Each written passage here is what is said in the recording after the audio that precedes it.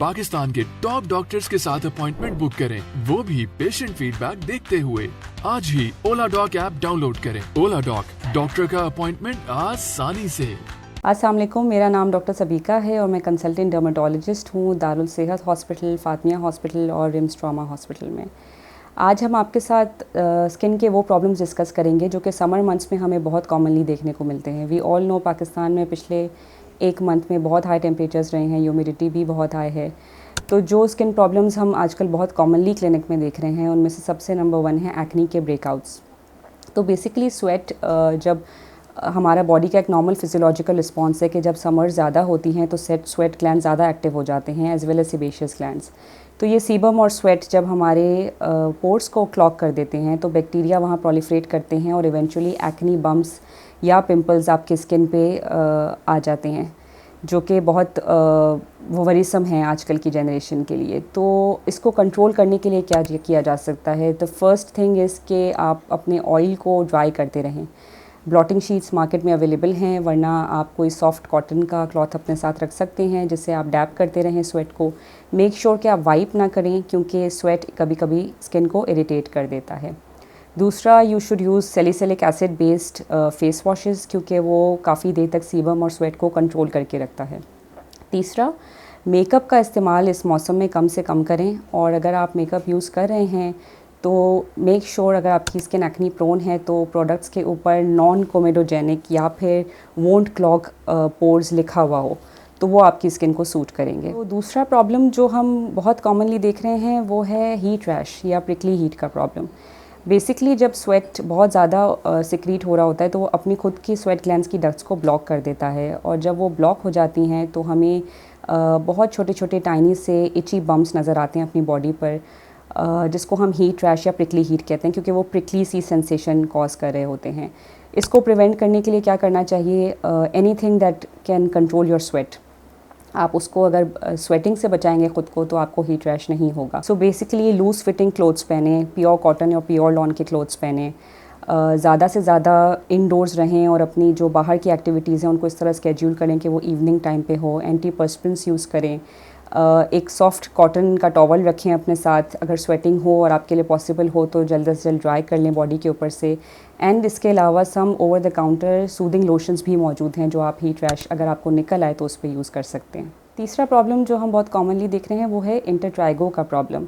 Basically skin की वो surfaces जो आपस में रगड़ खाती हैं जिसको हम फ्रिक्शन भी कहते हैं, वहाँ पे अगर ह्यूमिडिटी और स्वेट जमा हो जाए तो वो खुद sweat as an irritant act करता है एंड वहाँ पे एक्जीमेटस रिएक्शंस कॉज कर देता है जिसको हम इंटरट्राइगो कहते हैं। ये यूजुअली हमारे उन एरियाज़ में आता है जैसे बिटवीन द थाइज़ हो गए, अंडरनीथ द ब्रेस्ट हो गया या आर्मपिट्स का एरिया हो गया। इसको भी प्रिवेंट करने के लिए हमारे प्रिवेंटिव मेजर्स वही होंगे कि यू शुड ड्राई और स्वेट एज सून एज वो एक्यूमुलेट हो। आपके ये सर्फेसेस आपस में फ्रिक्शन ना करें, इसके लिए आप मॉइस्चराइज़र्स यूज़ करें। अगर आपको लगता है मॉइस्चराइज़र्स बहुत ग्रीजी कर देते हैं तो light weight water based moisturisers markets में अवेलेबल हैं, वो यूज़ करें ताकि स्किन सर्फेसेस आपस में कम से कम फ्रिक्शन करें।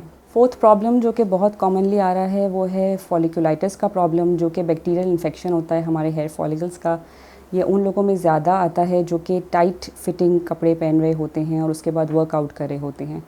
तो इसको प्रिवेंट करने की भी यही स्ट्रैटेजीज़ होंगी कि एक तो आप जब भी वर्कआउट कर रहे हैं या आप इंडोर्स हों घर में या फिर जिम में हो, मेक श्योर कि एरिया जो है वो एयर कंडीशनड हो, और उसके अलावा आप लूज़ फिटिंग क्लोथ्स पहने जब भी वर्कआउट कर रहे हों। आपके जो हेड बैंड्स हैं जहाँ जहाँ आपका स्वेट लगता है वो सब चीज़ें एक बार वॉश करके फिर दोबारा पहने, उनको वॉश किए बगैर ना पहने ताकि इन्फेक्शन के चांसेस कम से कम हों। फिफ्थ प्रॉब्लम जो कि बहुत कॉमनली स्विमिंग पूल यूज़र्स होते हैं उनमें आ रहा है कि उनके हेयर बहुत ड्राई हो जाते हैं। तो बेसिकली स्विमिंग पूल का पानी जो होता है वो क्लोरीनेटेड होता है। As soon as you out of the pool आप शावर से अब क्लोरीन अपनी बॉडी और अपने हेयर से हटा लें और बॉडी को अच्छी तरह से मॉइस्चराइज़ कर लें तो आपको ड्राइनेस के चांसेस और ब्रिटल हेयर के चांसेस कम से कम होंगे। लास्ट प्रॉब्लम जो हम डिस्कस करेंगे वो है मिलाज़मा या पिगमेंटेशन का प्रॉब्लम। तो बेसिकली क्योंकि यूवी रेज़ समर मंथ्स में बहुत इंटेंस होती हैं तो हमारे जो डार्क पैचेस स्किन पे होते हैं वो और ज़्यादा प्रोमिनेंट हो जाते हैं इन मंथ्स में। तो उसके लिए आपने वो करना है जो मैं हर पेशेंट से कहती हूँ कि एक SPF अच्छा ब्रॉड स्पेक्ट्रम यूज़ करें जो कि एटलीस्ट SPF 30 या ऊपर का हो सन ब्लॉक।